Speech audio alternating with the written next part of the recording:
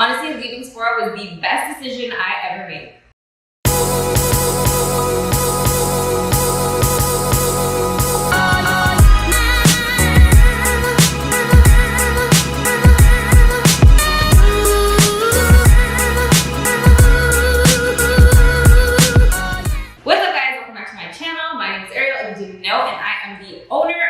Flowrish Lashes.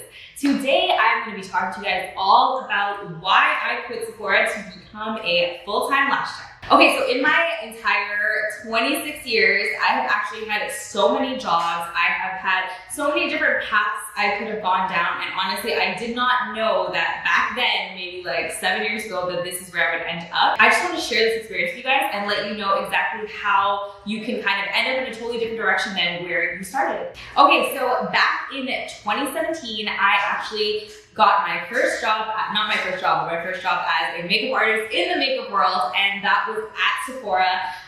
It was like, at the time, it was completely my dream job. That is what I wanted to do. I was super adamant that I was going to be a makeup artist, that I really wanted to work in the field. I wanted to do it full time. I wanted to completely just divulge myself into like everything makeup. And honestly, like once I did, don't get me wrong, it was an amazing experience, but I realized that there was bigger and better out there for me. So basically, I want to talk to you guys about the decision that I made to kind of change my lane and get into lashes, and the factors behind why I actually made that change. And maybe some of you have been feeling this way. Maybe some of you have this question in your mind. Maybe it's not makeup, maybe it's something else. I hope that me sharing these kind of like factors with you guys will help you make a decision if you're in that position. Okay, so a couple things I want to mention about being a makeup artist versus being a lash tech, and these are really and truly the factors that I had to think about and sit with that really made me make the decision of going into lashes instead. So I actually got certified as a lash tech back in 2016. So it was literally the exact same time it was like 2 months after I actually got my job at Sephora that I actually ended up getting certified right away. And it was originally just a side thing that I was doing while I was working at Sephora, and I also had a full-time job as well. So once I made my way into Sephora and I made my way a little bit more comfortably into the makeup world, I obviously started taking my own clients. I was building my clientele. While that was going on, I was basically learning this entire new skill that I had no idea if I was going to be good at it or not.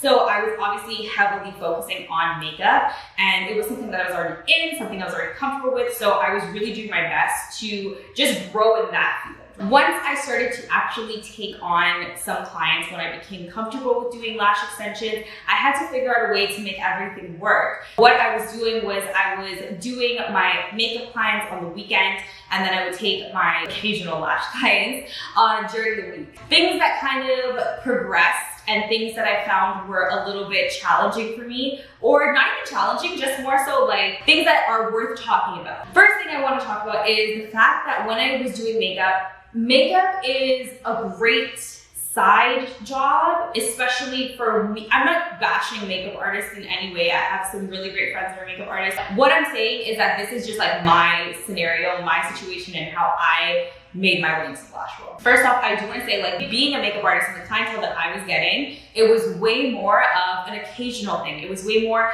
events. It was weekends. So it wasn't something that was being done consistently. It wasn't like I was getting clients like Monday, Tuesday, or even like Monday, Thursday. Like it was literally like Friday, Saturday, maybe a Sunday, and that was like occasional weekends. Or if let's say it was a holiday, like I was getting clients for holidays, long weekends, like that's when people were willing to actually pay for makeup. Or again, wedding season started, I would get brides, I would get bridesmaids, things like that. And at the time, it was super exciting and super fun to do brides, to do events, to do parties and things like that. But when I started to realize that while I was doing lashes, I was actually able to make more of a residual income from lashes versus makeup, it kind of clicked that being able to do lashes during the week just made a lot more sense than completely writing off my weekends for weddings, events, parties, or even having to wake up at like the crack of dawn to go do a bridal party like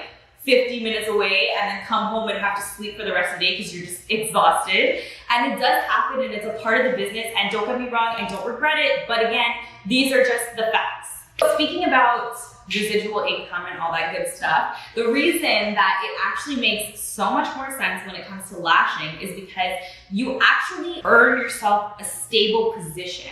When I say that, I mean that you're more likely to have a consistent clientele coming back to you on a regular basis, because the thing about lashes is that obviously it's like getting a haircut. It's like having a nail tech. Your nails grow, so you're bound to have to go back to your nail tech in a couple weeks to fill your nails. If you are doing makeup, what was happening is obviously it's a one-time thing. You wash it off when you go home, and there's no maintenance required, right? We as lash artists make money due to maintenance based on retention. Having those clients come back for those fills give us a window to actually create a consistent job and have stability as a lash artist. Shout out to my clients, I appreciate you guys. This is like no way of me discouraging anybody trying to be a makeup artist or wanting to pursue that career, because it is 100% achievable. This is literally just my experience and the way that it was laid out in front of me and my choice and what just made sense for me in the moment. Okay, so on top of kind of everything changing for me, at this point in time, honestly, I didn't anticipate it, but my side hustle, which was my lashing, was supposed to be my side hustle.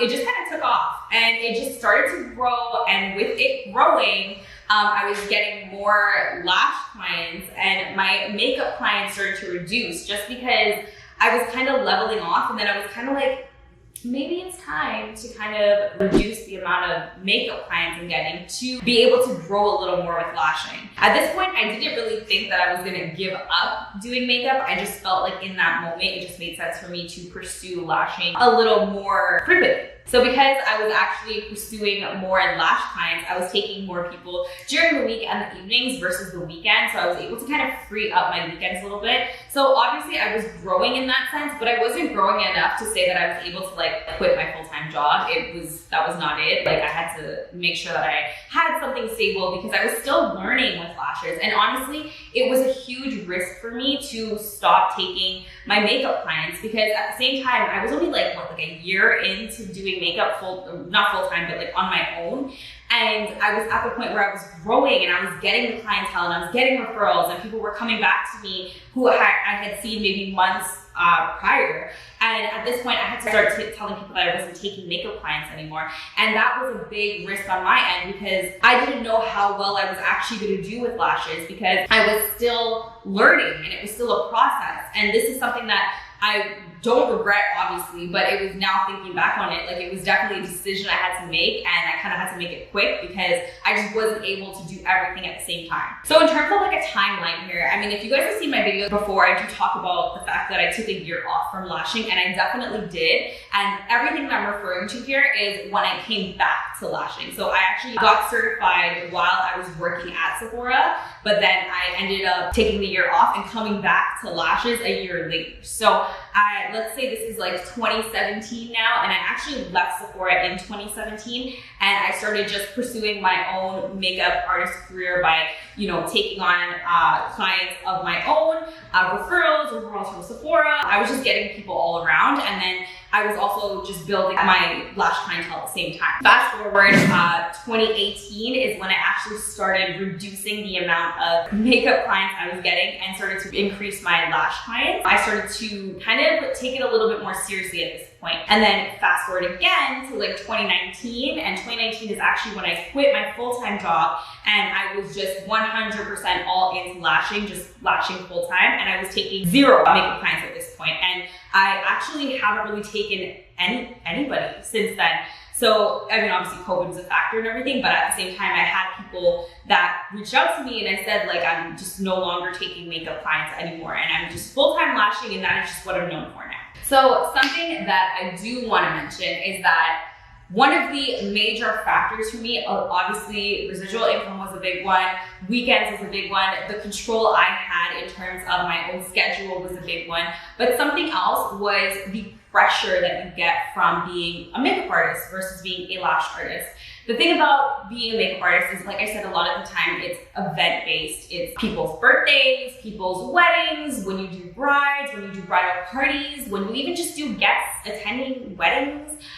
People generally have an idea of what they want to look like, and everyone's style as a makeup artist is different, and the expectations that people set for you as a makeup artist are extremely high, and the pressure is 100% on, which is okay, which is fine, because that is what comes with the whole title of being a makeup artist. You need to cater to everybody. But I found with doing lashes, it was a lot less pressure, because it wasn't like a one and done. It was like, this is something that I want to maintain, and this is something that we can work together as Lash Tech to client and make something that fits that client's style, that client's personality, what that client's looking for. It's not something that's just like one day and they may like it, they may not like it, they may come back, they may not come back. It's something that, like I said, it's an ongoing relationship, an ongoing business, and it's something that you can literally progress with and have clients for years and have clients for like every 2 weeks, every 3 weeks, and it becomes a part of your day-to-day life. So at the end of the day, I mean, yes, I did leave Sephora to pursue a different path, but at the same time, it was in the beauty industry. It was my starting point in the beauty industry, and I absolutely have no regrets working at Sephora, and I have no regrets leaving Sephora at the same time. But Sephora had actually taught me so much from working with clients day to day, from working in a retail environment with beauty products. Now I own Flowrish lashes, and it definitely does help a lot, especially when we're talking about selling our products. You kind of have an idea of what end consumers look for in their beauty products, and it does help a lot. Sephora definitely helped me when it comes to hygiene. Like, that is something that is heavily focused on in any beauty service that you do, especially us being a supply company. We definitely want to make sure that we are supplying the right tools and products for our lash artists that obviously provide a service. We need to make sure that we're covering them on that base. So Sephora definitely was very heavily influenced on, to me at least, on hygiene. One thing that I actually do want to 100% thank Sephora for is the fact that when I did start working there and I became a certified artist at Sephora, I started to actually take on clients and do like the makeovers for people. I don't know if like a lot of you know that, but it's a different category or a different job title. And once I was certified to do that at Sephora, a lot of the things that they talked about and something that they definitely focused on was preparation. One thing that Sephora prides themselves on is skincare, and they made sure that when you were to apply anything on a client, that they were fully prepped to have that applied. So I'm talking like having a serum, having a moisturizer, all that kind of stuff was definitely talked about and applied, and the client was educated on before we went into the actual makeup application of it.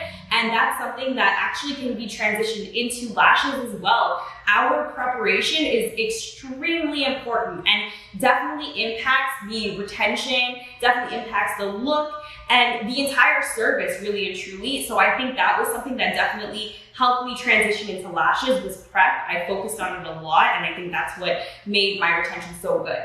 Another thing too was definitely customer service. Customer service is something that is obviously important in any field, in any job, but I mean, I've worked in many different jobs in many different fields. I even used to work at like Fido, like a phone company, and customer service from there versus Sephora was very different because you're dealing with different products. Obviously, at the end of the day, you need to make sure your customer's happy, but I think working at Sephora and dealing with like the beauty side of things and making sure people were happy on that front was very helpful and impactful when I transitioned into lashes, because there was just certain verbiage that Sephora taught you, certain ways to almost like lighten your mood or make people feel better about certain things. Because the one thing about the beauty industry that I think people really need to understand is that when people come in for any type of service, like even if it's a product, they are more than likely trying to cover up something that is a flaw for them. And Sephora really taught me how to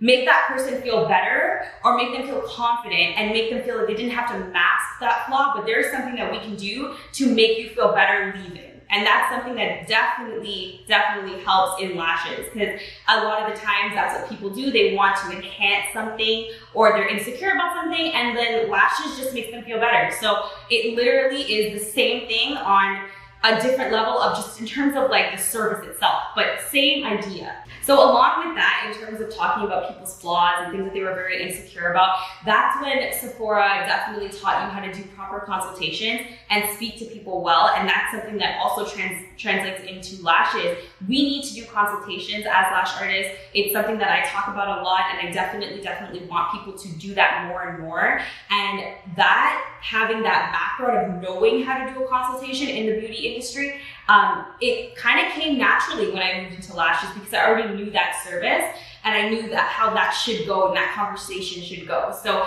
it definitely helped a lot when going into the lash world. And speaking of consultations, if you guys are interested in any type of consultation, I did like a mock consultation with one of my friends that had never had lashes before. So if you guys want to take a look at that and see the kind of questions I asked her, the kind of questions she asked me, you guys take a look right here. Okay, the last thing I want to mention about Sephora and what it really did to help me transition into lashes was the fact that out of all the jobs I've had, Sephora itself was a luxury brand. They did a luxury service and they carried luxury products. And that was something that was also heavily talked about and something that we as employees at the time needed to understand. And that's why we held ourselves, like Sephora definitely told us a number of times, like we need to hold ourselves to a certain standard because we represent a luxury brand. And having that mentality and knowing the things that were okay versus the things that were not okay, 100% helped me, not just in lashing, but in terms of being a business owner and owning Flowrish Lashes as a supply company. We want to make sure that we come off and we are a luxury brand, and working for a luxury brand really set the standard for that. And I think that definitely helps me on a day-to-day when I make decisions, when I do videos for you guys, when I think of products, when I do packaging, when my team and I talk about certain things and certain services we want to make available for you. Like, there's a lot that goes into it, and that luxury definition from Sephora is always there in everything that I do. Okay guys, that is it for this video. I hope that it was informative, and I hope that it was helpful if you're in a position where you're looking for some answers to some questions, if you're stuck in a situation. This was, of course, my own story. Everyone's story is completely different. Everyone's choices are different, whether they actually took the path of something else versus lashes. Everyone has their own reasons. But these were the factors that influenced my decision, and I thought I would just share them with you guys. I hope you liked it. Don't forget to like, comment, share, and subscribe, and I'll be back with something new next time. Bye!